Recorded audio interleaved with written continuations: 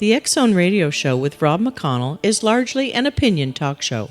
All opinions, comments, or statements of fact expressed by Rob McConnell's guests are strictly their own and are not to be construed as those of the X Zone Radio Show or endorsed in any manner by Rob McConnell, Relmar McConnell Media Company, the X Zone Broadcast Network, its affiliated networks, stations, employees, or advertisers.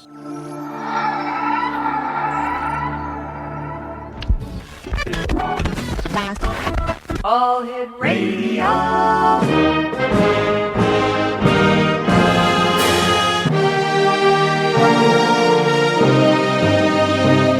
Welcome to the X Zone, a place where fact is fiction and fiction is reality.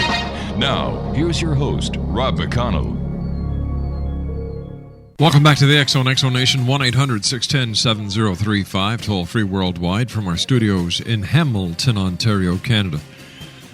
We're coming to you on the Talkstar Radio Network, X Zone Broadcast Network, UK High Definition Radio, Euro High Definition Radio, and Star Cable. Our website, www.xzoneradiotv.com, and let me see, tomorrow we release the June edition of the X Chronicles newspaper. If you'd like to get your complimentary copy with the compliments of our advertisers, send me an email, xzone@xzoneradiotv.com. My guest this hour is a good friend of the X Zone Nation, and a good friend of mine. His name is Howard Bloom, and Howard has been called the Einstein, Darwin, Newton, and Freud of the 21st century, and the next Stephen Hawking. He is the author of two acclaimed books, The Lucifer Principle, a scientific expedition into the forces of history, and Global Brain, the evolution of mass mind from the Big Bang to the 21st century. Those books have won praise from The New Yorker, The Washington Post, the Boston Globe, Wired, Foreign Affairs, and numerous other publications. A recent visiting scholar at the New York University, Howard Bloom is the founder of the International Paleopsychology Project, founder of the Space Development Steering Committee, a group that includes astronauts Buzz Aldrin and Edgar Mitchell, executive editor of the New Paradigm book series, and a founding board member of the Epic Evolution Society. He has appeared on Good Morning America, the CBS Morning News, CBS Nightwatch, and the BBC. And he is also the author of The Genesis of the Beast, a radical revision of capitalism. Joining us now from New York City is my friend Howard Bloom. Howard, welcome back to the X Zone, old friend. Rob, it is a pleasure to see you. By the way, the book is The Genius of the Beast. What did I say, The Genesis? The Genesis of the Beast, which is a good one. Genesis is a major subject that I'm working on for my next book. Sorry about that. That's okay. That was a Freudian slip. And why did Freud wear slips? Was he a little That's a very good question, Rob, and those high heels were to kill for. He would have made a great dancing partner for J. Edgar Hoover. Yes, exactly. They would have been a perfect couple. Your wit is working today, Rob. Hey, listen, you and I are going to be talking about some very interesting, if not devastating things. We're going to be talking about the oil spill in the Gulf of Mexico. We're going to be talking about why this is such a perfect opportunity for space to be our fuel depot. Yes. And of course, you worked very closely with Michael Jackson, and we're going to talk a little bit later on about your work with Michael Jackson, as well as it's been a year already, and I can't believe it, since Michael left us. And when you mention his name, I go into an emotion. It's astonishing how much emotion you can have in a half a second. And I automatically go into some weird emotional state because, you know that I worked with Supertramp and Billy Joel and Billy Idol and Paul Simon and Peter Gabriel and David Byrne and Kiss and Aerosmith and Run DMC and Queen and all kinds of amazing people. And these are some of the most remarkable and talented people of our generation. Now, I was doing it as a science project, but I believed in it with all my heart and soul. All right, we're going to talk more about this when we come back from this 2-minute commercial break, Howard. So we won't go into it right now. But again, www.howardbloom.net is the website, and Howard and I return on the other side of this break in 2 minutes. Don't go away.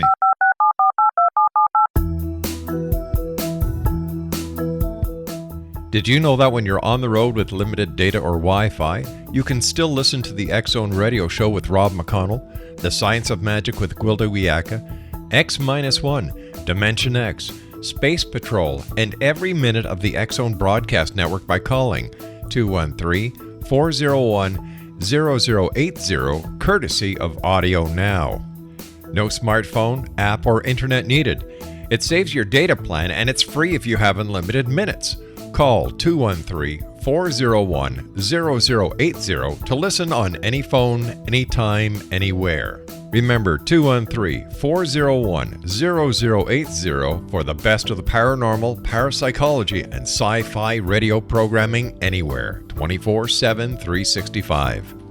Hi everyone, Rob McConnell here, and I wanted to spend a moment on internet streaming. Everybody has heard about internet streaming, but not many know much about it.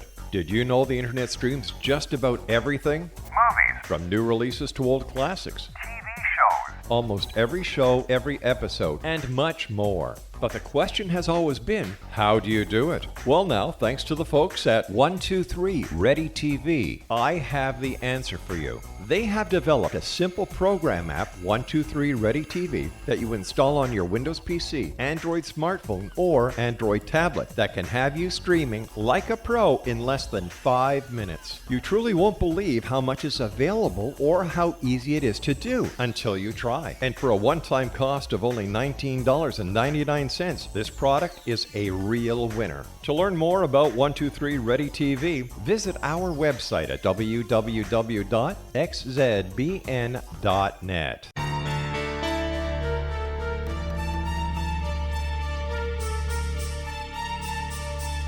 Hello, I'm Justina Marsh, and with my dad Pete, we are going to present a new show called Too Good to Be True. Together, we are aiming to discover more truths about this world and beyond. Do you have unanswered questions about the world? Do you ever wonder about aliens, conspiracy theories, or the universe? There are many shows discussing subjects such as pyramids or UFOs, but we want to relay this information based on our own research, including from spiritual means. Hopefully, listeners will be helped with their own beliefs and will appreciate the psychic insights that add to the previous research and information. We both look forward to sharing this insight and beginning this journey with our listeners. Visit xzbn.net for more information about when to listen.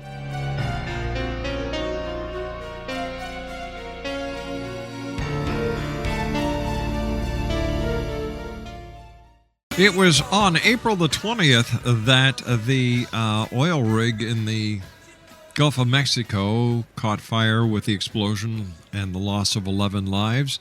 Way back then, on the 29th, I believe it was, President Obama said that he was going to have all the resources and everything necessary, including the military, to put an end to this and to clean it up as soon as possible. We're now approximately 70 days past that day, and we are looking at a tropical storm turning into a hurricane in the Gulf of Mexico. We're being told by some members of the scientific community that the oil catastrophe may not be resolved until December. What is going on? And you know, last time you were on with us, Howard, we were talking about energy in space, and you know, you must be psychic, pal, because you saw this coming. Well, you're dead right, Rob. I could not say that I saw it coming in precisely this form by any stretch of the imagination, but we knew in 1973, when the Arabs pulled the first OPEC oil embargo, that we were in serious trouble as long as anybody could put a noose around our neck. Now, that's true of us in the United States because we're net energy importers. In Canada, it's a different situation. You're net energy exporters. But we should have known, and we did know, that we had a problem with our energy supplies. And Jimmy Carter, a president who no longer is regarded with any respect as a president, did one thing right. He said this was the moral equivalent of war, and we had to establish alternative supplies of energy. And he built a program to do that. And then when Ronald Reagan came into office with Morning in America, Ronald Reagan, who is now elevated as a saint in the United States, Ronald Reagan took apart our solar programs, our wind programs, and all of our alternative energy programs. So we're suffering for our own short-sightedness. We're also suffering for the kind of short-sightedness that the Rockefeller family has been aware of. There's a contingent of the Rockefeller family, J.D. Rockefeller's great-great-grandkids. And they got together in a meeting 3 years ago in order to complain about what was happening with the family business, Exxon. And their complaint was that Exxon was using every kind of technology it could get its hands on to find little pockets of oil buried all over the planet. And while they thought that that was admirable, in a sense, it wasn't what their family legacy was all about. Their family legacy, the legacy of J.D. Rockefeller, they felt was about pioneering new energy sources. And taking us into the energy source for the next 150 years, the way that the energy source of oil has lasted us for the last 150 years. Well, we were short-sighted, and the result is that we are bleeding the planet dry. I normally am not all that sympathetic with people who say, oh, if we just left things to Mother Nature, everything would be a green and pleasant paradise, because it wouldn't. Mother Nature is vicious. Mother Nature invented a little thing called death, so you can't you can't say Mother Nature is nice and kindly, and if we simply harmonize with her, she will take care of everything. That's true. But in this case, we need a supply of energy that is as close to endless as possible. When some people say, well, we shouldn't be trying to bring the standard of living in Africa and in Asia up to the standard of living in the United States, they're crazy. How dare anybody deny the highest quality of life we can possibly achieve to anyone on the planet? Yes, there are misdistributions between the rich and poor, but you've got to do everything as you possibly can to elevate everybody's lives on this planet. And to do that will take an awful lot of energy, a huge amount of energy. And there is only one source of more or less infinite energy supply, and that's in the sky 8 minutes above our head. It takes 8 minutes for a rocket to climb from Cape Canaveral or Ukraine or wherever it happens to be launched into the heavens to actually get into orbit. 8 minutes, that's how close it is. And the energy supply up there is endless. Now, Howard, how close are we to actually getting prototypes up into space where we can actually experiment with and transmit some of the energy that is so abundant up there down to this planet that desperately needs it? Well, we are close and so near yet so far. We sent up the first commercial satellite in 1962. It looked like a beach ball, and it was encrusted with, guess what? Solar panels. And those tiny little solar panels, about 3 inches across, were picking up energy from the sun and sending it back down to Earth as what we call signals. Well, what's a signal, Rob? It's an electromagnetic wave. It can be converted into electricity. In fact, these signals are converted into electricity. By 2 years ago or 3 years ago, that business that started with one beach ball-sized satellite was $250 billion business. We call it the commercial satellite industry.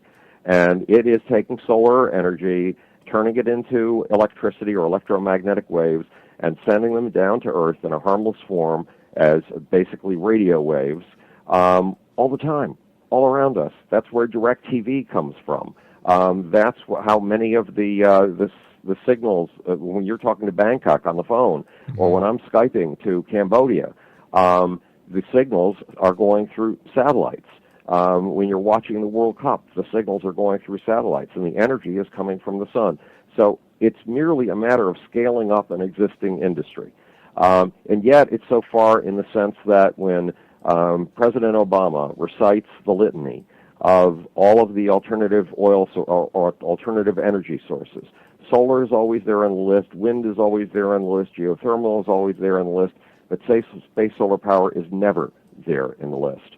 So we have a long way to go in terms of lifting human perceptions to the concept that there are resources above our head. And it's not just the solar power that's up there. That's just one thing. If you build, if you do what, like a friend of Warren Buffett sent me somebody, an evangelist for terrestrial solar power on the ground. And this evangelist was wildly excited about a plan to take a 100-mile by 100-mile strip of the Mojave Desert and cover it with solar reflectors. And collect solar energy. And he swore that with that simple gesture, we could produce enough energy to power all of mankind. There's one small problem. One of the benefits of the last 40 years of eco-sensitization has been that we now know that if you take a 100 by 100 square mile patch of any place on Earth, you're going to wipe out an ecosystem. Plus, how are you going to wash those mirrors? There is no water out there. All the water that we could direct is needed in L.A., which has a chronic water shortage. And that's a serious question, Rob. It's not a joke. Whereas when you put up stuff in space, you're putting up the beginning of an infrastructure. And you're putting up the beginning of an infrastructure that can do things like the following. One asteroid alone has between $1 trillion and $17 trillion worth of resources. And what are those resources good for? Well, we want to build a new generation of electric cars, right? Right. And those electric cars are going to depend on advanced lithium batteries. And that means having lithium. It means having rare earth minerals. Well, there's a small problem. Most of the lithium in the world is in, I believe it's Bolivia. And Bolivia has made it very clear that they know they have a lock on lithium, and that when the time comes, they're going to drive up the price and do to us what the Arab oil nations did in 1973 when we had oil embargoes that put many of us in line for hours waiting just for a gallon of gas, not even for a tank of gas, for a gallon of gas. So Bolivia has the same plans for lithium. Meanwhile, China has very deliberately gone out and acquired over 50% of the world's supply of rare earth minerals. And it has acquired them so that it can say, well, if the rest of you guys run out, that's your problem. That's not ours. We've got our own supply. What do you think that'll do? It'll cripple our alternative energy industries, especially our alternative battery industries. Well, an asteroid includes mountains of platinum, mountains of gallium, mountains of lithium, the stuff we're going to need for the batteries, mountains of rare earth minerals, the things that we're going to need for electric cars. So there's an entire economy waiting for us in space, an export economy, an economy that can export resources to the Earth and take the load off the Earth. We don't have to dig and puncture at this planet anymore if we utilize the resources up there. And guess what else happens when you build an export economy? You create jobs. So the next great base for economic expansion, for jobs, for life to get off this one fragile little planet and begin to environments, is it's up there above our heads. It's 8 minutes above our heads. And we owe it to life. You know, life has been through 142 mass extinctions. Life is fragile on this planet.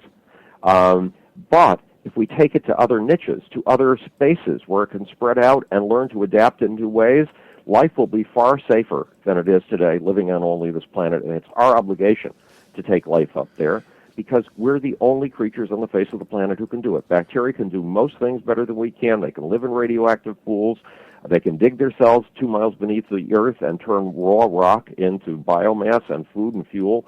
We can't do those things, but we sure as heck better learn how. But we're the only species that can take life beyond the atmosphere and into the new niches that are just waiting to be greened. Howard, you know some of the greatest explorers in space history. You know Buzz Aldrin, and you also know Edgar Mitchell.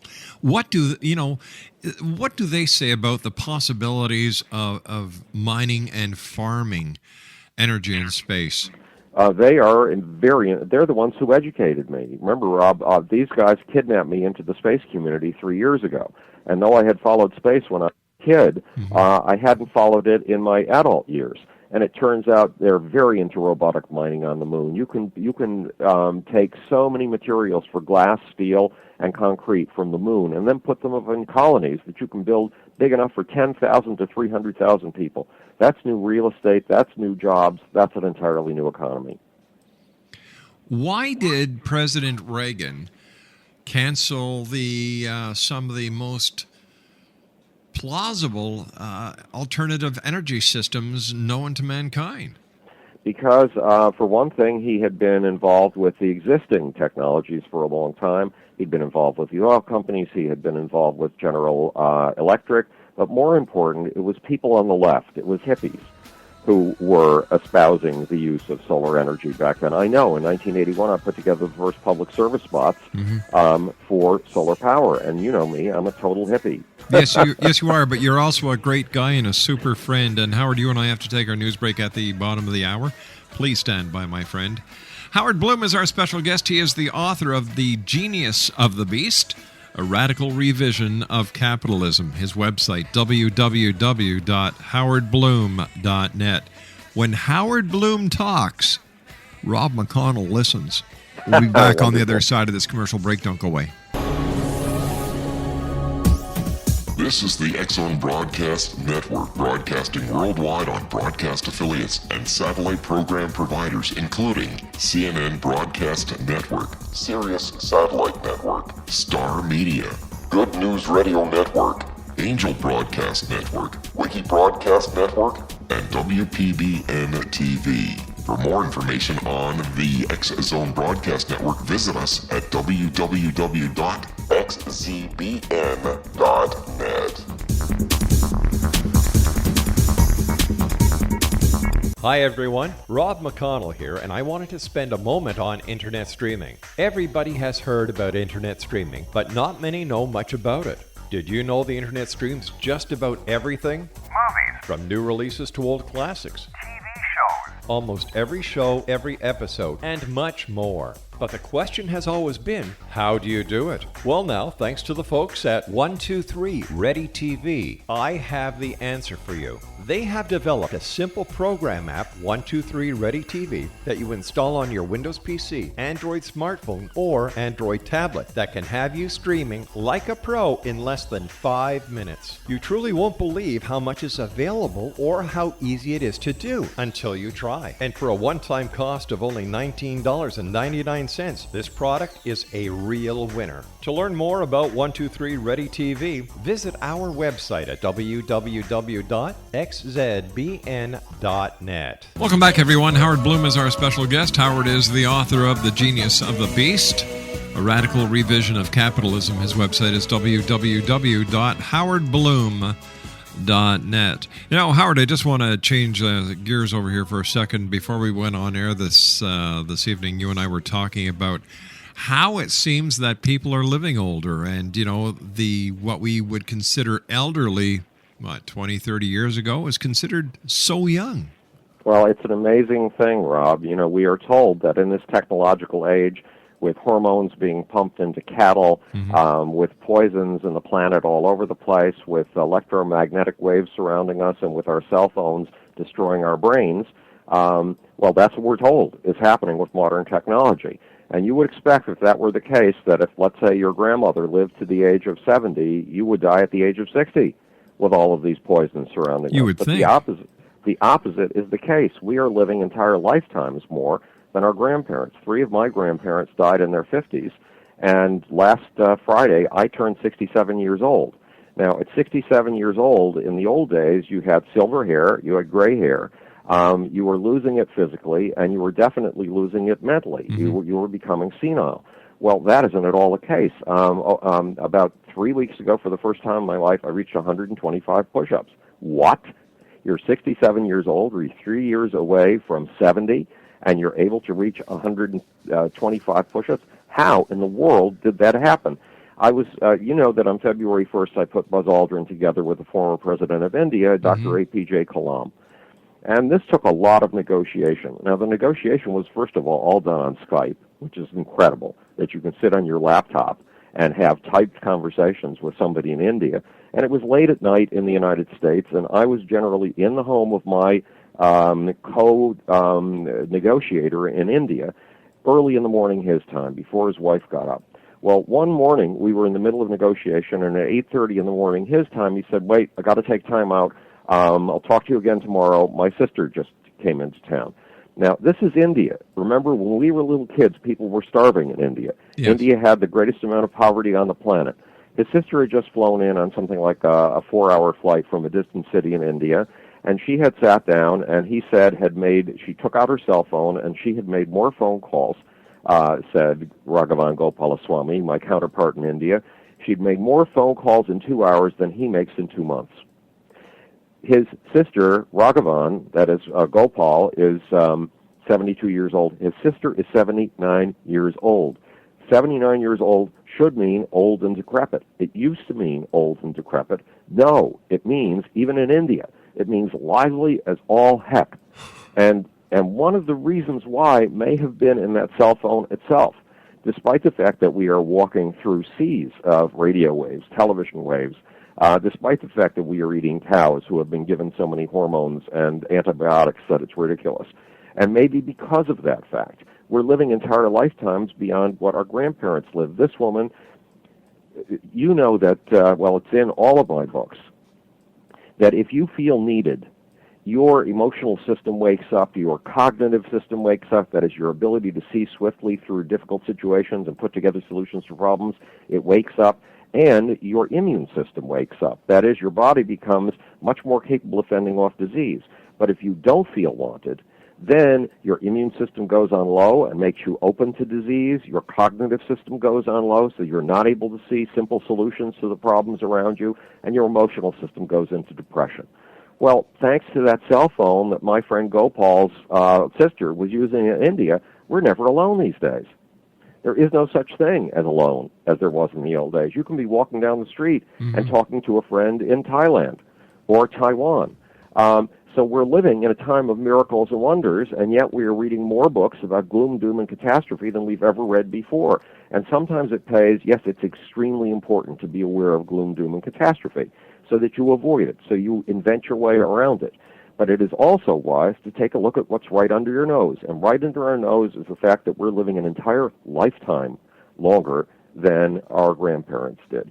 And there's another little line about this. I am absolutely obsessed with the idea that it's only little tiny humans like us with all kinds of fallibilities, humans who had depressions, humans who were tempted to scratch at the wrong time, who were tempted to do all kinds of embarrassing little things, and who often had no self-confidence. It's just us little humans who've made history, us little humans, these insecure people who have to do things like defecate, go to the bathroom and sleep at night and get tired and cranky. Have been Alexander the Great and Julius Caesar and Napoleon and all of the great men who made history, Thomas Jefferson, Alexander Hamilton. All of them were just ordinary little people. And in the end, all of them died. But they left us an incredible legacy. And that legacy is the legacy that we are born with in our technology and in our forms of government today. Well, look what they did. They were just tiny little mortals. And we're just tiny little mortals, Rob. So what does that mean for us? It means our obligation is to make the next stages of history. It means that it's our obligation to build the next platform on which our children and their children beyond them will stand. And I make this speech periodically to, of all people, Buzz Aldrin. One day, Buzz and I were flying to, we didn't know we were on the same plane. I was getting on a plane to Washington, D.C. The Air Force was flying me down for a meeting about space solar power. I heard a voice behind me on the plane, and it said, "Howard, is that you?" And guess who it was? It was Buzz. So we weren't able to sit together, but you know how long that walk is from the plane to the luggage terminal? Yeah, sure. You can find the luggage terminal at all. Well, on that walk, I gave Buzz my sermon about how it's just us little humans who make history, and it's our obligation to change the history of our time. And Buzz melted before my eyes. His face melted. His pupils grew wide. And then when we finally reached the luggage carousel, I realized, Bloom, what an idiot you are. Don't you know who you've been giving the speech to? It's Buzz Aldrin. Buzz Aldrin's been in history books for 40 years.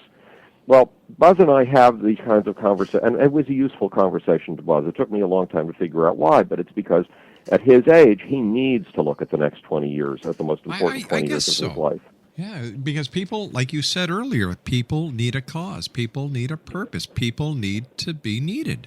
Exactly. And so not only was Buzz transfixed, but the next time we got on the phone and the next time I reminded him that it was our task to make sure that the next 20 years is the most meaningful 20 years of our lives, Buzz told me about two guys I had met out in Seattle, Washington. In Seattle, Washington, an organization called the Foundation for the Future had founded they put together an international conference, a forum on something that I'd said at a Space Frontier Foundation thing. And it was a conference on the next 1,000 years of energy. And they flew experts in from all over the world. Sir Crispin Tickle, who advises the British government on climate change, and Gustav Grob, who heads the largest alternative energy organization in Europe, and all kinds of people like that.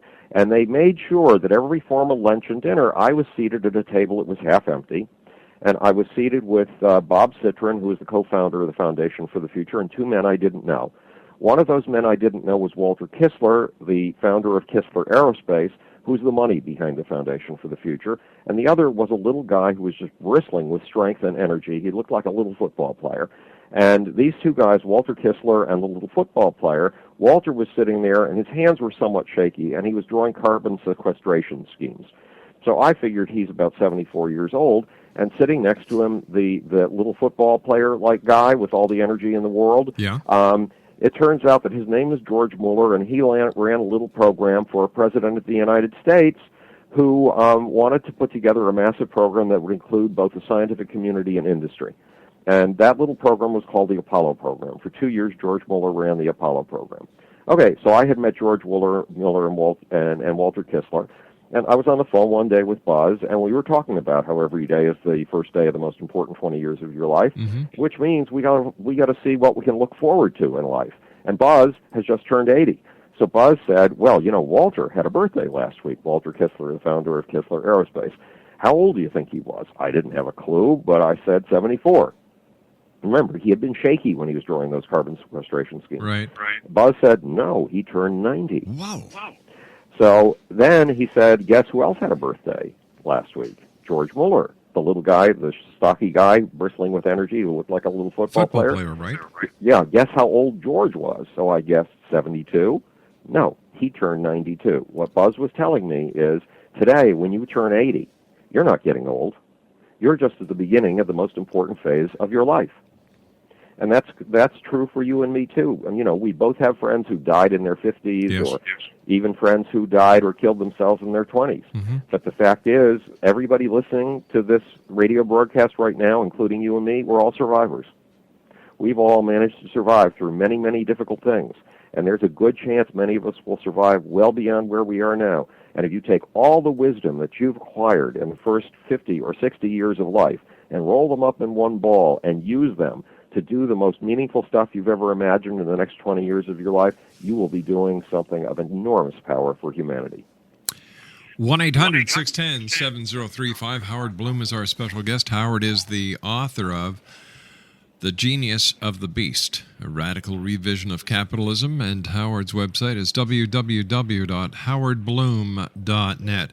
Howard, have the powers that control the puppet strings contacted you yet about the disaster in the Gulf of Mexico? I've had no contact about that. I put together a series of 3 visuals. One is called Unspillable, one is called Beyond Petroleum, and one is called Don't Puncture the Planet, Reach for the Sky. And those are 3 graphics about the oil spill. And 2 months ago, we haven't talked since I did this. 2 months ago, I was flown to Chengdu, China, to speak about space solar power, and I had prepared these visuals really to get the president's attention so he would start thinking space solar power. And I realized, I woke up in China one morning and realized we had a 7-hour window of opportunity before the president was going to give his energy or his space policy speech, and we needed to get these pictures I've been preparing to the president. So I wrote to Buzz saying, Buzz, you only have 6 hours to get these to the president. And I got an email back in China saying, Howard, I'm on Air Force One. Wow. So we've made weeny little bits of progress. But no, there's been no formal outreach to me, and that's despite the fact that another thing that's happened since I think we last talked was at the Office of the Secretary of Defense through a forum based on my second book, Global Brain, and brought in people from the Energy Department, DARPA, IBM, and MIT, and flew me down to Virginia for this thing. So for some mysterious reason, getting closer to the seats of power has been something that's been happening. But unfortunately, it's not close enough yet.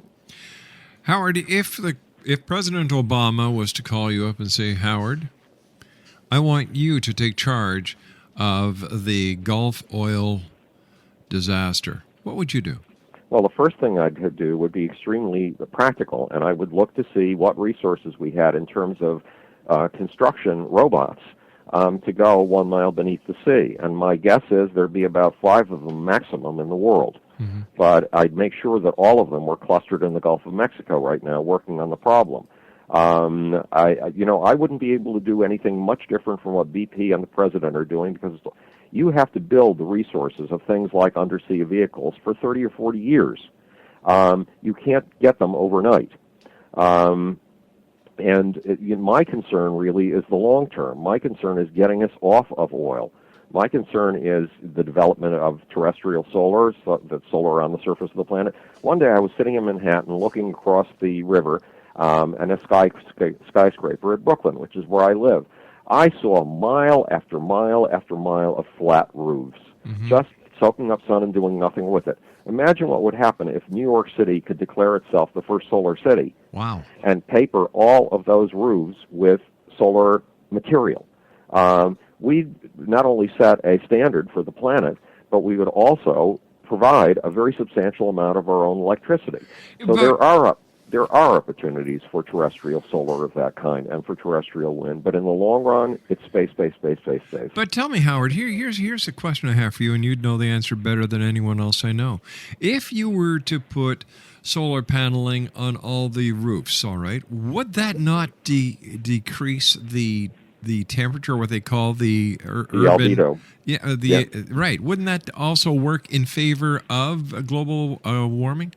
Well, there's some question as to whether there is or is not global warming. The one thing we know absolutely for sure, remember those 142 mass extinctions I talked about a little bit earlier? Yeah. Well, those of almost all of them, with the exception of a comet or a meteor or two, have happened because of catastrophic climate change. And remember, that was catastrophic climate change before there were smokestacks for tailpipes. So we are in for catastrophic climate change one way or the other. We're overdue. A period of 12,000 years of climate stability, which we've had, and especially relative moderate warmth, that's impossible. All right, Howard, I hate to do this, buddy, but we've got to take our final break. Howard Bloom is our special guest. Always great having Howard on the show. He's the author of The Genius of the Beast, a radical revision of capitalism. His website is www.howardbloom.net. And we'll be back on the other side of this commercial break. You're listening to the X Zone. All talk, no spill. Don't go away. This is the X Zone Broadcast Network, broadcasting worldwide on broadcast affiliates and satellite program providers, including CNN Broadcast Network, Sirius Satellite Network, Star Media, Good News Radio Network, Angel Broadcast Network, Wiki Broadcast Network, and WPBN TV. For more information on the X Zone Broadcast Network, visit us at www.xzbn.net.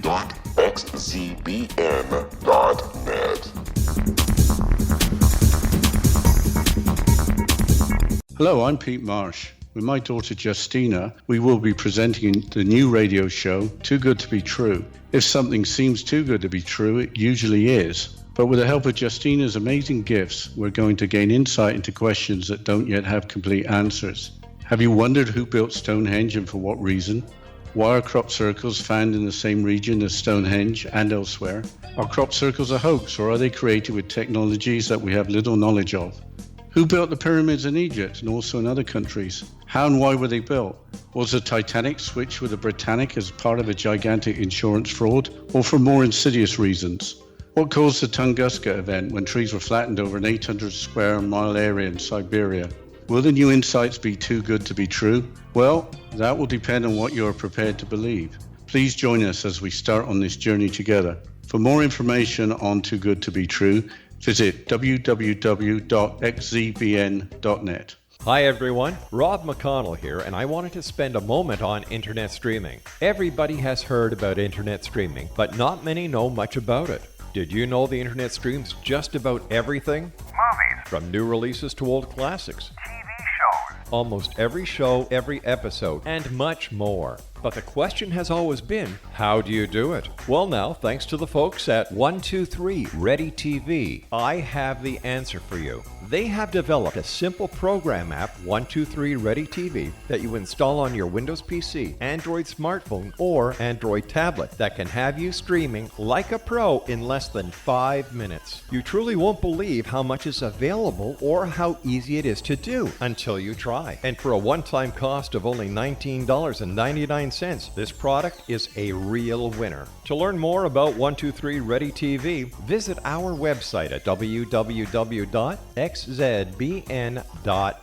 Welcome back, everyone. It was just over a year ago that Michael Jackson left this realm and graduated to the next level of the continuing cycle of life that we have yet to understand.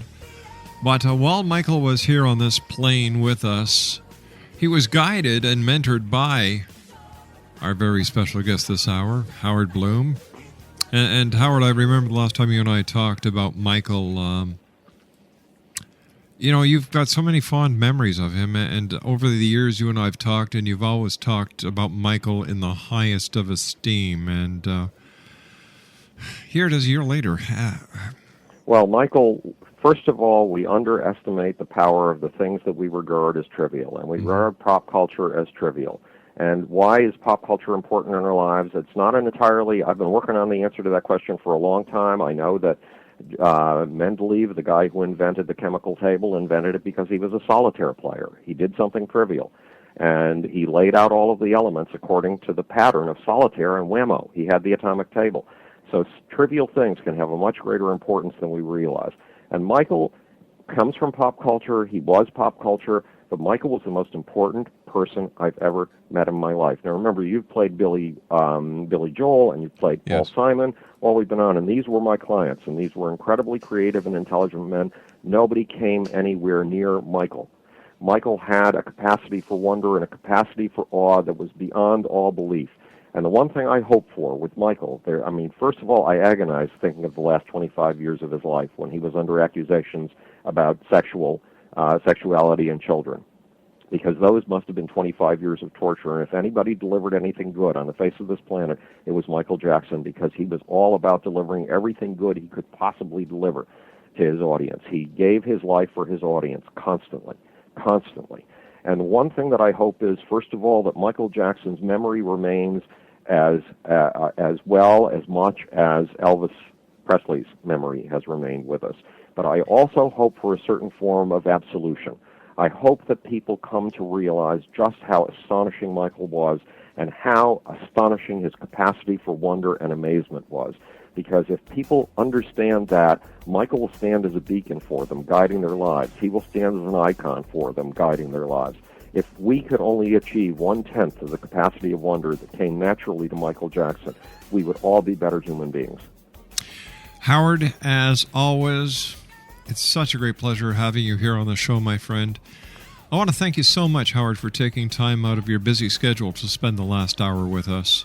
And Rob, you know I adore spending time with you. You're a good man, Howard Bloom. You've helped many people, and I know for a fact that behind the scenes you're still working to help humanity in ways that people will never know about. Take care of yourself, Howard. Thanks, Rob. Bye-bye. Howard Bloom, www.howardbloom.net, the author of The Genius of the Beast, a radical revision of capitalism. Great guy. Have to have him back on soon. We'll be back on the other side of this commercial break as the X-Zone continues, live and around the world from our studios in Hamilton, Ontario, right across Canada, the United States, Central America, the Caribbean, South America, the Pacific Rim, Australia, Asia, Africa, Europe. We're all there. This is the X-Zone. I am Rob McConnell. Don't go away. Oh, and by the way, when Howard Bloom speaks, Rob McConnell listens.